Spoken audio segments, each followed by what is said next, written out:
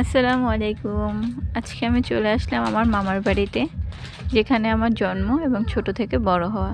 এই তো ভাইয়া হাঁস নিয়ে আসছে, ইলিশ মাছ নিয়ে আসছে, ভাবি মাছগুলো কেটে নিচ্ছিল। আর এইদিকে ভুনা খিচুড়ি রান্না করা হয়েছে। ভুনা খিচুড়ির সাথে আজকে ছিল হাঁসের মাংস ভুনা।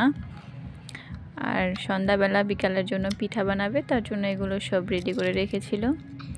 এই তো তারপর চলে গেলাম আমার বড় খালার বাড়ি, সাথেই বাড়ি। এসে দেখি বড় খালাও হাঁসের মাংস রান্না করছে। তারপরে এসে দেখি তাদের কাছে সুন্দর, মাশাআল্লাহ বলবেন সবাই, বড়ই ধরেছে। বড়িগুলো দেখতে খুবই সুন্দর লাগে, তাই না?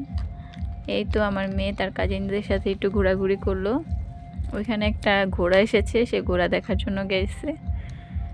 একটু ঘোড়া দেখছে দাঁড়িয়ে। মেয়ের সাথে আমিও আসলাম। আমারও পুরনো স্মৃতিগুলো মনে পড়ে গেল। এই মাঠে আমিও কত খেলেছি। এখন পালা হচ্ছে বড়ই পাড়ার, সবাই মিলে বড়ই পাড়ছে গাছ থেকে। বড়ই পেড়ে সবাই ভর্তা বানিয়ে খেলো। দুঃখের বিষয় আমি খেতে পারিনি, কারণ আমি রোজা ছিলাম। আমি রোজা রেখেছি, তাই ইফতারি বানানো হলো। তো বাসায়ও চলে